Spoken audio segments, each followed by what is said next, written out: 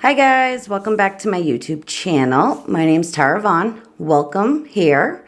If you haven't already, liked and subscribed down below. If you could please do that, it'd be greatly appreciated. Today, I want to speak with you guys about a case in Alabama of a correctional officer named Vicky White, the jail inmate that she recently just broke out of jail named Casey White. There has been some new news. They were on a 10-day stretch. They were on the run. Wide manhunt around the state. They finally found them and it ensued in a car chase where Vicky White went ahead and took a gun to her head, committed suicide. Casey White was taken down by the police officers and surrendered, was lugged back to jail. Since those developments happened a couple weeks back, we actually have new developments as of Friday this past week, and I'm going to go ahead and read you the new news on that. An Alabama prisoner has been charged with murdering a correctional officer who killed herself. That is not a misprint. On April 29th, Casey White escaped from the Lauderdale County Jail with the help of Vicky White, who was the assistant director of corrections. The pair were engaged in a romantic relationship and were not related. White's escape led to an 11-day search for the duo, culminating in a high-speed chase that ended with Vicky White fatally shooting herself in the head. Law enforcement recently charged Casey White with her murder.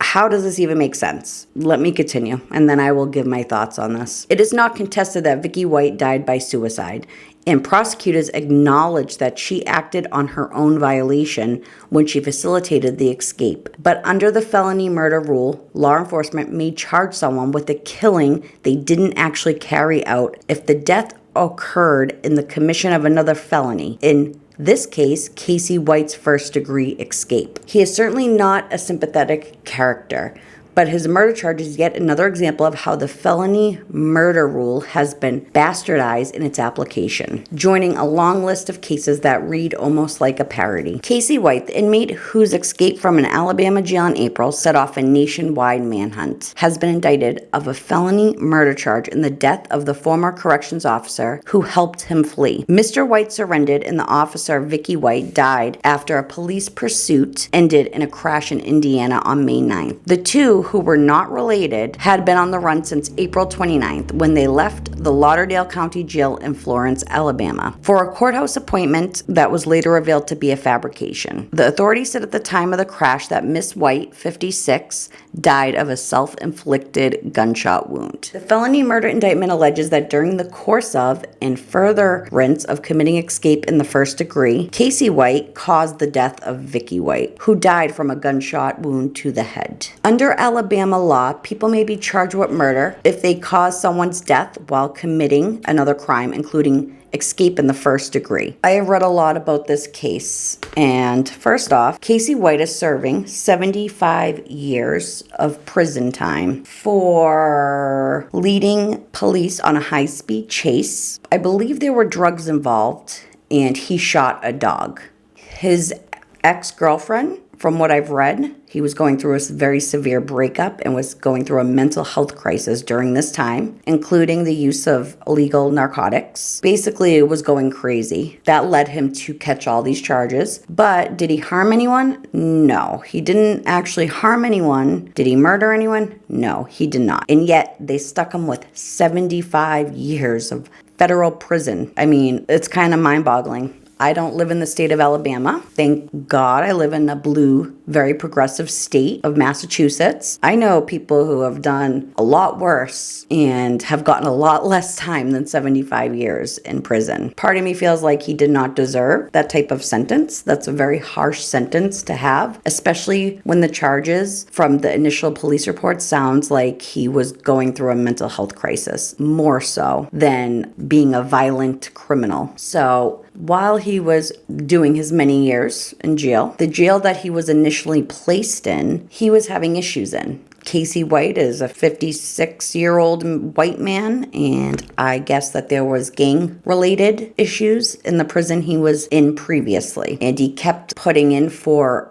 removal of a transfer to a different prison. Basically, he went on for a few years where he couldn't get moved. They would not take his transfer in. Well, it ended up Casey White ended up getting gutted with a knife in that prison a few years ago. So he decided that the only way he was going to survive was by being transferred to a different prison system by fabricating a lie that he committed a murder in that town of the prison that he wanted to go to. Casey White found an unsolved murder from that area, basically went to the higher ups in the prison and confessed to a capital murder charge of an elderly woman whose murder has not been solved, and they had no leads, no evidence for this case. And yet, guess what? They moved him right away to the prison that he was trying to transfer to for his own safety purposes after getting gutted by gang affiliations and violence in jail. Like, there's nothing linking him to that capital murder. No evidence, no nothing, just a confession from a guy who was severely injured in prison and who wants to be transferred to that town. So he was charged for this woman's murder a few years when he was already in prison. So they let it stick. And he's currently going to face trial for this woman's murder. Capital murder, I guess, under the state of Alabama. That is another charge. That's the only serious charge that Casey White has on his record besides his mental health break the night he went fleeing from the police. Now let's fast forward to Vicky White. She was a divorced, older woman. She had no children. From the looks of it, her work was her life. She was a great employee. All her co-workers have nothing but great things to say about her. Her friends, her family. I've seen a lot of interviews being done, and everyone says the same thing, that she loved her job. She took it seriously. She was a great worker. She showed up every day. She did things by the book. So for this woman to jailbreak a prisoner out and go on the run, and before she did, approximately 2 weeks previous, she sold her house, literally got rid of all her possessions, and she was due to retire and get a nice pension plan and retirement fund and everything that comes along with being a state employee. She was less than 2 weeks out from her retirement date. But before that could happen, she went ahead and jailbroke Casey White out of jail and took off with him. So I've seen her higher ups, her superiors, trying to justify this and say we don't know if she went against her will, and that's a load of bogus. Lauderdale County Sheriff Rick Singleton said that at 9:41 this morning, Sergeant Vicky White told her co-workers that she was transporting inmate Casey White to the county courthouse for a mental health evaluation. But eventually, those same co-workers became concerned when she didn't return and they couldn't reach her by phone. By afternoon, the Mark County patrol car she was driving was spotted in a parking lot off of Cox Creek Parkway and Florence Boulevard just before 4 p.m.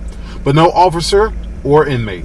And according to the sheriff, no scheduled evaluation at the courthouse. Did she assist him in escaping? That's obviously a possibility. Was she kidnapped en route to the courthouse and, taken against her will? Standard protocol for transporting a criminal with his charges is 2 officers per inmate, not 1. Deputy White, however, is in charge of the detention center, directly responsible for coordinating all inmate escorts, so no one questioned her. WAFF was told that this behavior from White is an aberration. She was highly regarded amongst her co-workers and subordinates. I can tell you that every employee in this office is shocked that she's missing and that this has happened.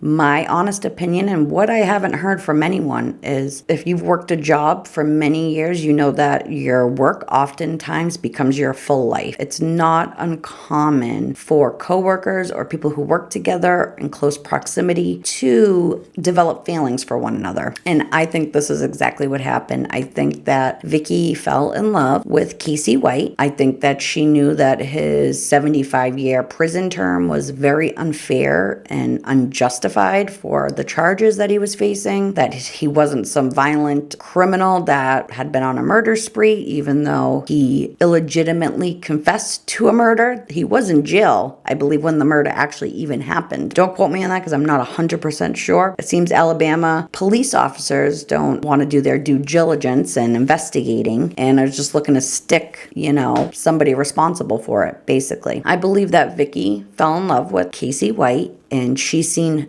no other way to be with him. She was due to retire. I don't know how it works in Alabama with the retirement system. Something inside tells me that she didn't want to leave, since this is a place she goes to every single day, 5 days a week, probably did overtime as well. She sees these inmates daily. It's not uncommon for them to develop a relationship, even a friendship with some. I believe that Vicky White knew that her retirement date was looming near and that she was no longer going to be seeing the man that she fell in love with in prison. And so that made her feel like she had no other option, since he will never step foot out of jail. Now he really never will step foot out of jail. I believe that she got to the desperate point. She said, okay, if I'm going to do this, I'm going to do it, because what else do I have? She didn't have children. Her ex-husband passed away. They still lived together even after they were divorced.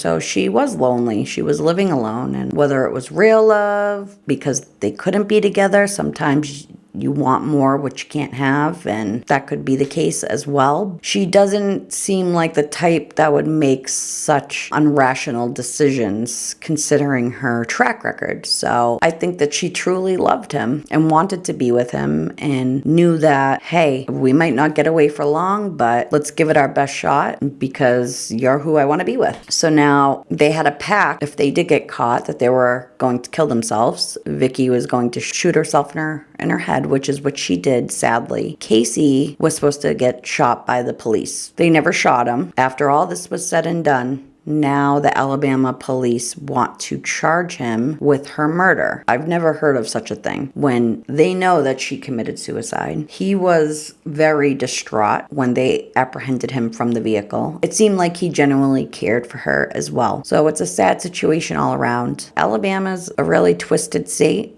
No offense if you live there. Their laws are just ass backwards. Anyways, I just thought this was a really sad case, and everyone is seemingly not mentioning that maybe this woman's feelings were genuine. Maybe she was in love with him and fell in love with him. And it's not like it's some crazy notion that this is a place she went to every day and spent time at for hours upon hours. It's not like unforeseeable that something like that could happen. I've heard a lot of stories making him out to be a complete monster, but when you actually look at his charges and you read the police reports, you can see that what he was going through was a severe mental break. You know what? We're all human. Shit happens. I just feel that Alabama definitely lacks with their resources and mental health. Their laws are very harsh. Anyways, guys, sorry for blabbing on. If you like this video, please like and subscribe down below to my channel. I'm trying to start being more on the regular with videos, hopefully. All your support would be very much appreciated.